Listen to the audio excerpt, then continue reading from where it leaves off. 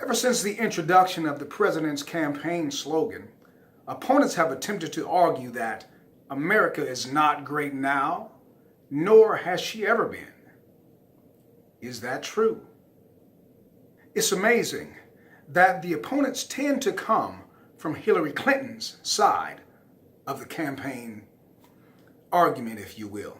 And it's amazing because it was in her political speech, in her pursuit of the presidency, in which she said, America is great because America is good.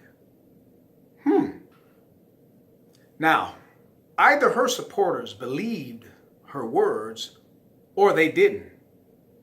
We can't have it both ways. Either she was speaking truth at the time or she was not.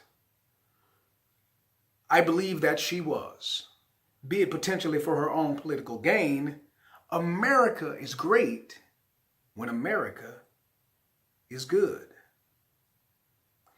And it reminds me of a phrase that I'm sure we're all familiar with. As we were about to leave Mother's presence at one time or another, she would say these simple words, be good.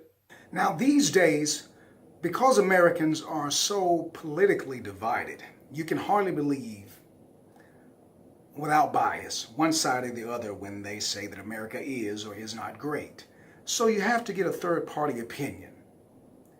Someone who does not have a dog in the race, if you will. Is there such a person? As it turns out, the original quote was from a third-party observer. It was somebody else who said that America is great because America is good. But before we reveal his identity, let's first get a good understanding of the key words that are used in the quote. Those words, of course, being good and great. Sometimes when they're used together, they're used to represent great being a little bit better than good. That's not how they're used in the quote. In fact, good is used to represent the cause of great. In other words, America is great because America is good. Let us also consider the words of God to Adam and Eve in Genesis, in which he says, in the day that you eat from it, you shall surely die. Of course, he was referring to the tree of the knowledge of good and evil. And as we, as descendants of Adam, are living on the other side of that warning and the unfortunate events which have followed, we can attest that two fruit resulted from their eating from the tree. We're dying, just like God promised, and we know the difference between good and evil, right and wrong. All right. The third-party observer was a Mr. Alexis de Tocqueville. He came from France in the 1800s to discover what was, as he perceived it, the basis behind America's successful democratic republic.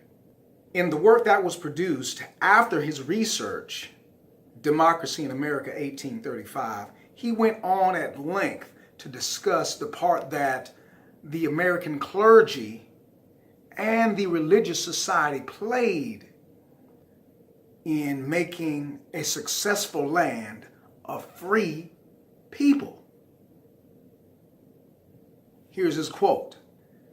There is no country in the whole world in which the Christian religion retains a greater influence over the souls of men than in America.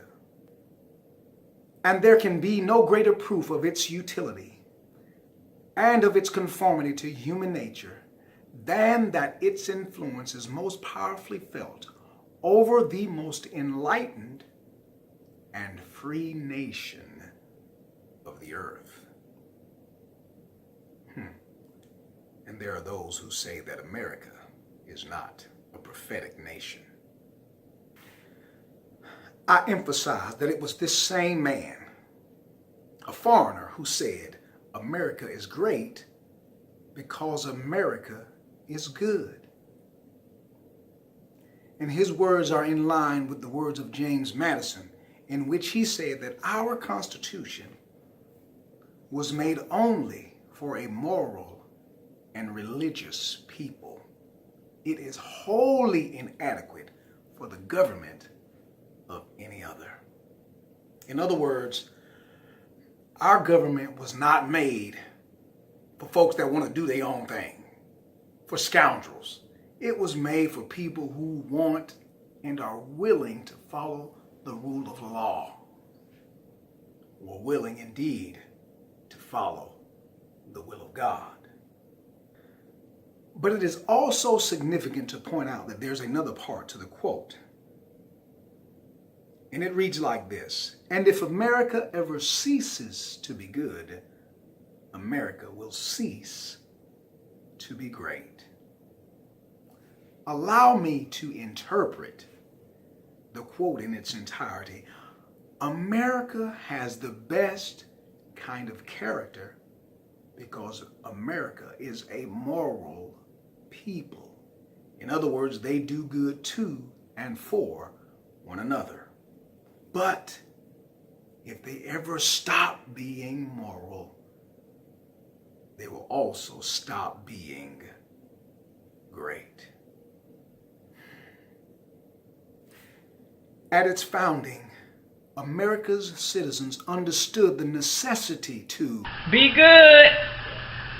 And I now understand as never before the depth of Mother's simple command.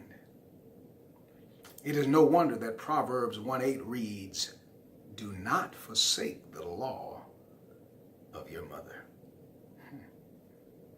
Friends, if we obey, Mother's words can be the catalyst for our making America great again. If you've enjoyed what you heard today, please like, share, and subscribe. There will be more to come.